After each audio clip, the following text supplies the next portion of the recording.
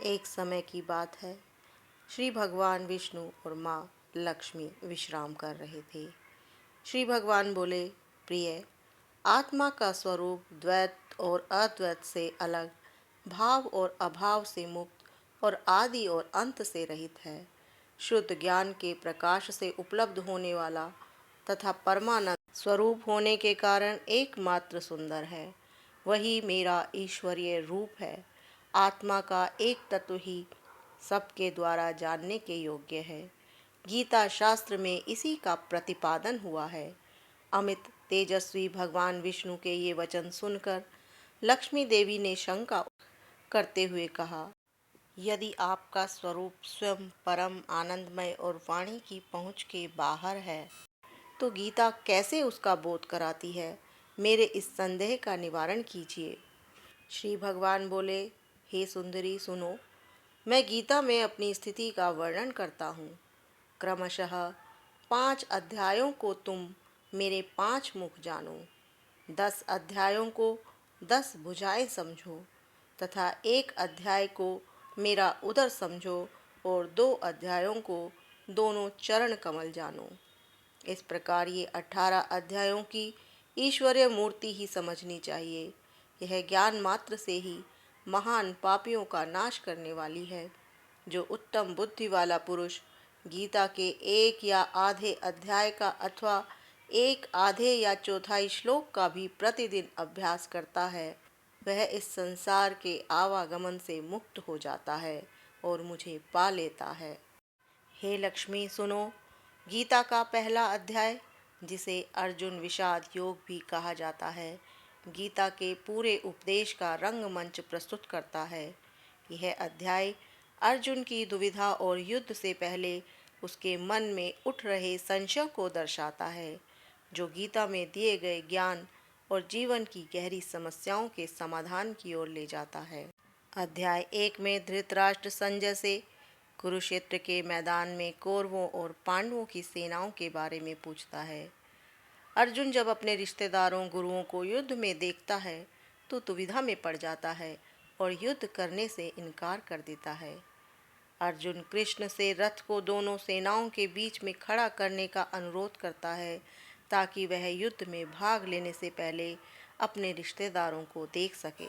श्रीमद् भागवत गीता यथारूप, अध्याय 1, श्लोक 16। कुरुक्षेत्र के युद्ध स्थल में सैन्य निरीक्षण।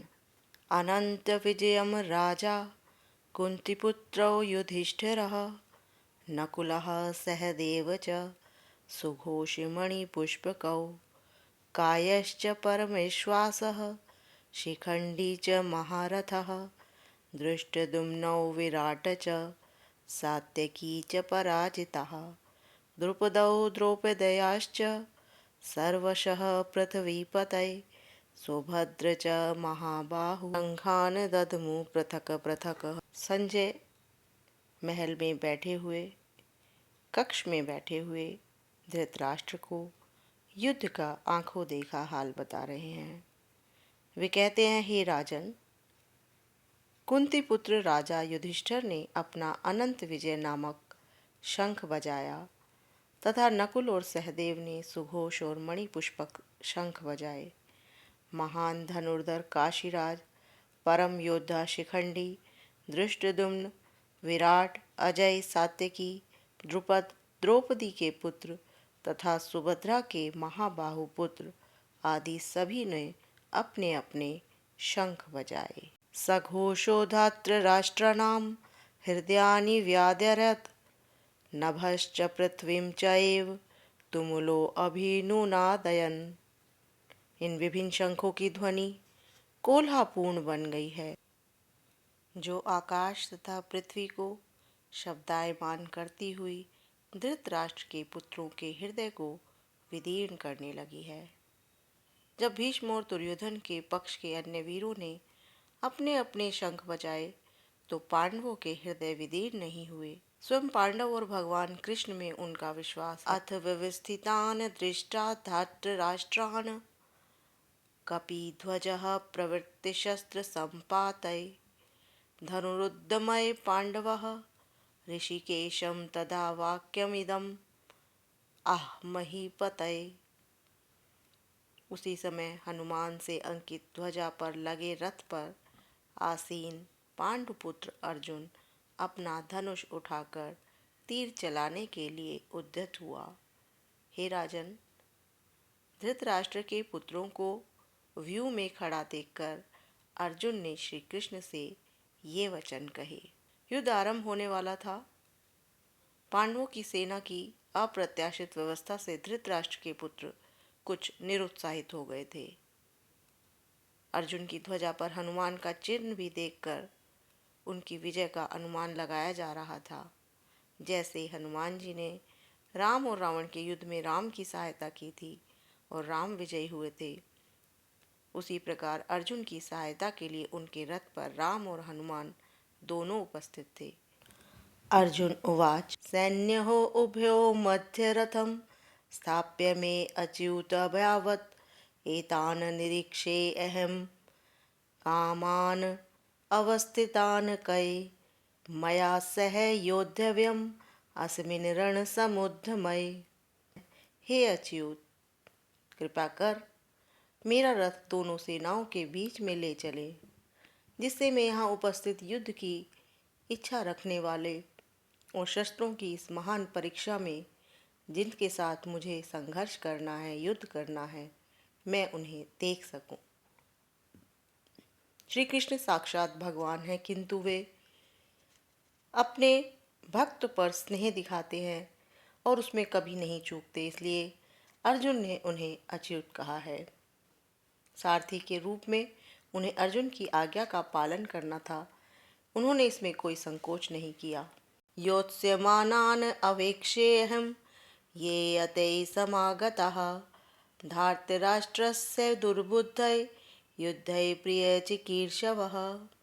मुझे उन लोगों को देखने दीजिए जो यहाँ पर धृतराष्ट्र के दुर्बुद्धि पुत्र दुर्योधन को प्रसन्न करने की इच्छा से लड़ने के लिए आए हुए हैं।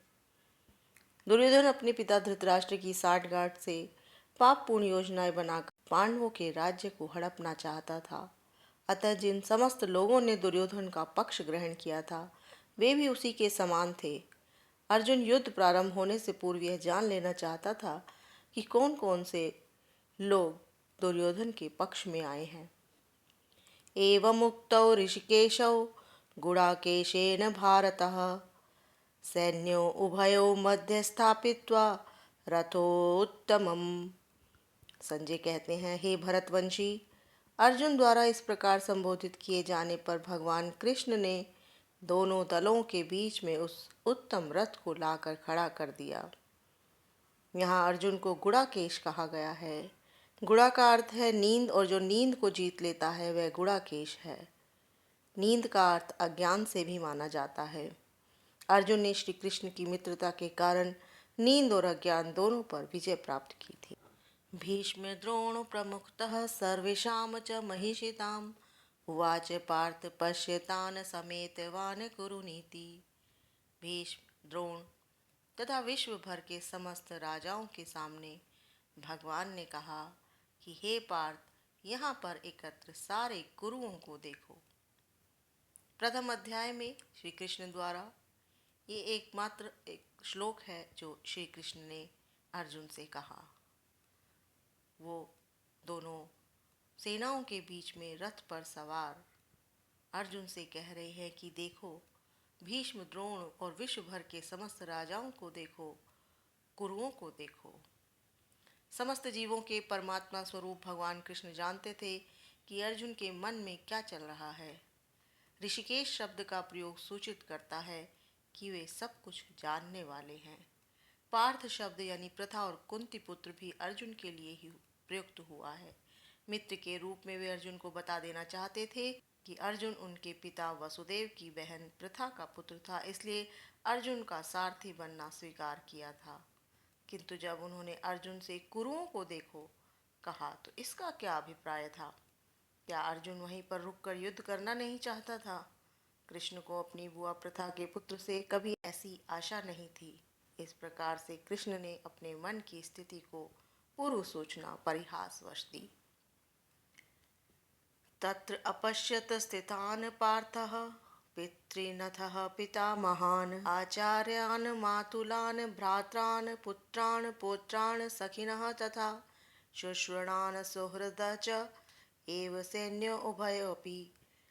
अर्जुन ने वहाँ पर दोनों पक्ष की सेनाओं के मध्य में अपने चाचा ताऊओं, पितामह, गुरुओं, मामाओं, भाइयों, पुत्रों, पौत्रों, मित्रों, ससुरों और शुभ चिंतकों को भी देखा। तान समीक्ष्य सह कौन्तेय सर्वान् बन्धून् अवस्थितान् कृपया पराया आविष्ट विषीदन् इदम् अब्रवीत। जब कुंती पुत्र अर्जुन ने मित्रों और संबंधियों की इन विभिन्न श्रेणियों को देखा तो करुणा से अभिभूत हो गया और इस प्रकार बोला। अर्जुन उवाच दृष्टाम इमं स्वजनं कृष्णं युयुत्सुं समुपस्थितं सिदन्ति मम गात्राणि मुखं च परिश्रुष्यति। अर्जुन कहते हैं, हे कृष्ण, इस प्रकार युद्ध की इच्छा रखने वाले अपने मित्रों और संबंधियों को अपने सामने देखकर मेरे शरीर के अंग कांप रहे हैं और मेरा मुंह सूखा जा रहा है। अपने स्वजनों, मित्रों और संबंधियों को जब अर्जुन ने युद्ध भूमि में देखा तो अर्जुन उन सब के लिए करुणा से भर गया जिनके साथ उन्हें युद्ध करना था, लेकिन उनके साथ उनका संबंध था। वह उनके प्रति पहले से ही दयालु था और इस प्रकार सोच रहा था। अब उसके अंग कांप रहे थे और जो उसके अपने थे उनको अपने समक्ष सारे कुटुंब, सारे सगे संबंधी उससे युद्ध करने आए थे। यह देखकर उसको अनुमान लगाया जा सकता था कि उसके अंग कांप रहे थे, मुंह सूख रहा था, दयावश रुदन भी कर रहा था। अर्जुन में ऐसी दुर्बलता के कारण नहीं अपितु हृदय की कोमलता के कारण ये भाव थे जो भगवान के शुद्ध भक्त का लक्षण है।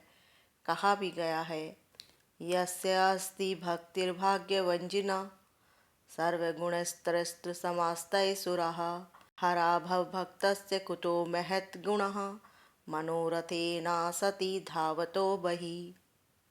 जो भगवान के प्रति अविचल भक्ति रखता है उसमें देवताओं के सद्गुण पाए जाते हैं, किंतु जो भगवत भक्त नहीं है उसके पास भौतिक योग्यताएं ही रहती हैं जिनका कोई मूल्य नहीं होता। वह मानसिक धरातल पर मंडराता रहता है।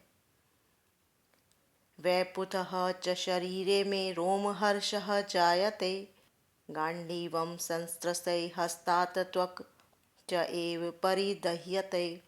मेरा सारा शरीर कांप रहा है, मेरे रोंगटे खड़े हो रहे हैं, मेरा गांडीव धनुष मेरे हाथ से सरक रहा है और मेरी त्वचा जल। न च शक्नोमि अवस्थातुं भ्रमति एव च मे मनः निमित्तानि च पश्यामि विपरीतानि केशव।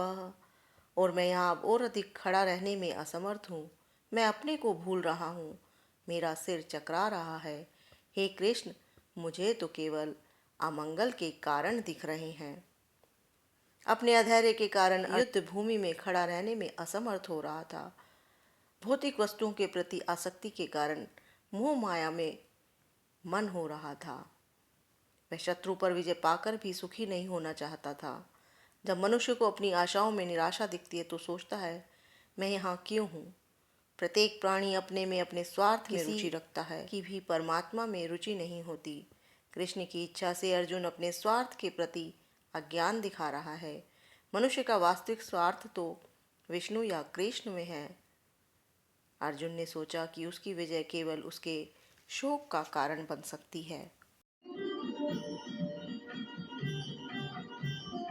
आज आपने सुना कुरुक्षेत्र के युद्ध स्थल में सैन्य निरीक्षण।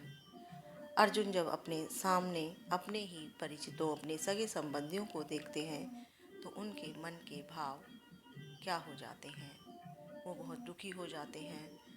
वो हैरान भी होते हैं कि ये मेरे अपने हैं लेकिन मेरे ही सामने मुझसे युद्ध करने के लिए आ खड़े हुए हैं। यह सब देखकर अर्जुन का मुख सूख जाता है। कुरुक्षेत्र के युद्ध स्थल में सैन्य निरीक्षण। श्रीमद् भगवद गीता यथारूप का पहले अध्याय के श्लोक 16 से 30 तक का वृतांत आपने सुना। ये प्रस्तुति आपको ज्ञानवृक्ष टीवी की तरफ से सुनाई जा रही थी। हे कृष्ण करुणा सिंधौ दीनबंधो जगतपतये गोपेश गोपिका कांत राधा कांत नमस्तुते ते। हे कृष्णा, आप दुखियों के सखा हैं, सृष्टि के उद्गम हैं, आप गोपियों के स्वामी हैं और राधा रानी के प्रेमी हैं। मैं आपको सादर प्रणाम करता हूँ। आज का पाठ इतना ही। मिलते हैं अगली वीडियो में। जय श्री कृष्णा, जय श्री कृष्णा।